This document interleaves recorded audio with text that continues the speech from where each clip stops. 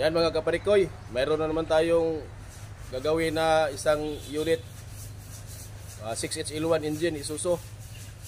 Ang issue ito mga parikoy, overheat. Naghalo yung langis at saka tubig. Napunta ang langis doon sa absorber niya. Kaya ito ang gagawin natin ngayon mga parikoy. Yan mga kaparikoy, titingnan natin yung sitwasyon sa engine mga pre. Ang problema pala nito mga pre, naghalo yung engine oil at saka tubig niya, yung langis. Ito mga pre, oh. Daming oil mga pre, daming langis na napunta dito sa receiver tank.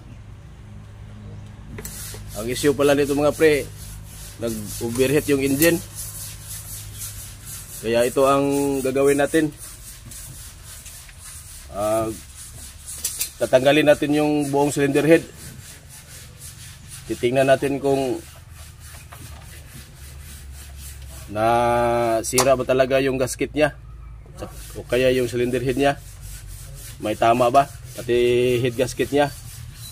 Kaya tatanggalin na ito lahat mga pre, lahat mga accessories to. Yan, umpisahan na natin mga parikoy. Okay, yan mga parikoy, medyo malapit-lapit ito mga parikoy. Lapit, malayo pa. Natanggal na natin yung valve cover, exhaust manifold, lahat-lahat ng mga accessories ito, mga parts mga parikoy. Tapos isusunod natin yung rocker arms mga pre. Dayon, tapos itong cylinder head. Yan mga pre. Okay. Tinanggal na yung cylinder head mga parikoy. Yan o. Sobrang bigat o mga pre.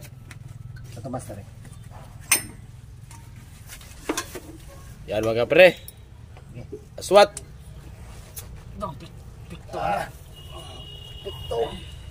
Yan. Kuan, dito tro. Kinigira na, wawasa. Yan mga pre. Tapos nang naswat yung nabuling na. Akong bakasyon nun. naswat yung cylinder head mga pre. Titingnan natin kung ano talaga problema mga pre. Yan mga pre, oh. Yan. Observe muna natin mga pre. Okay. Yan mga kaparikoy, tanggal na natin yung buong cylinder head. Ang dahilan nito mga parikoy ito. Ang dahilan nito mga kaparikoy ito. Ito mga kaparikoy, dito yung kompresyon niya sa engine, dito lumalabas mga pre. Dito sa bandang gitna. Ito yung gasket mga pre, oh. Klarong-klaro mga parikoy, oh. Yan, oh. Kaya itong cylinder head mga pre, napasukan ng tubig. Kaya ang nangyari ito, parang kinain na ng ng umang. Yan, oh mga pre, oh. Tubig to mga pre, pumasok yung tubig dito, pati dito sa kabila mga parikoy, oh. Meron din kunti, pero mas grabe dito mga pre. Ito yung grabe niya. Dito galing yung tubig mga pre. Dahil dito sa gasket niya, hindi nakasil na. May singaw na siya mga pre. Kaya dito yung tubig dumadaan papunta rito. Yan o parikoy. Yan. Pero hindi ito ang dahilan mga parikoy na ang oil niya umalo doon sa tubig. Umalo doon sa receiver niya. Ang dahilan to mga parikoy, nandoon sa oil cooler. Kaya tatanggalin natin yung oil cooler mga parikoy. Tatanggalin natin yung oil cooler mga parikoy. Okay, bisahan ngo. Yan mga parikoy, natanggal na natin yung buong oil cooler niya. Ito mga parikoy, oh, sobrang dumi.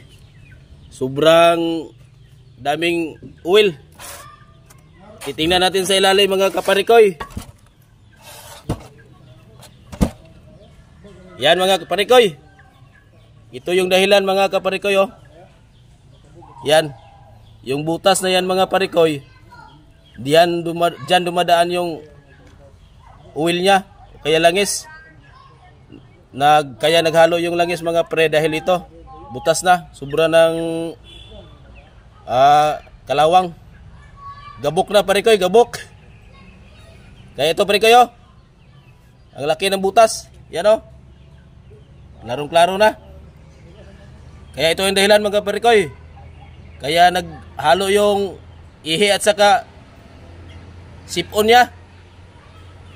To. Okay, papalitan natin to ng bagong mga parikoy. Kung mayroon man, kung kaya mayroong surplus na lang. Mas maganda yung surplus. Yan. Sobrang dumi. Okay mga parikoy. At ito mga parikoy.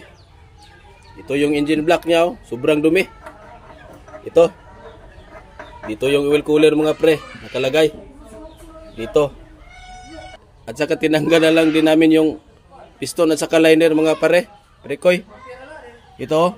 Para isa na yung trabaho, papalitan din namin ng piston ring at saka liner. Para isa lang yung trabaho mga pre. Yan oh. Ito yung block mga pre. At dito yung mga piston mga pre oh. Piston at saka liner. Ito mga pre, ito yung connecting rod niya. Ito yung liner niya, yung piston sa ilalim. Yan mga pre. Ito, tinanggal lang namin ito mga pre para isa lang yung trabaho. Yan, papalitan din yan mga pre. Ito yung mga parts lahat mga pre kayo. Yan.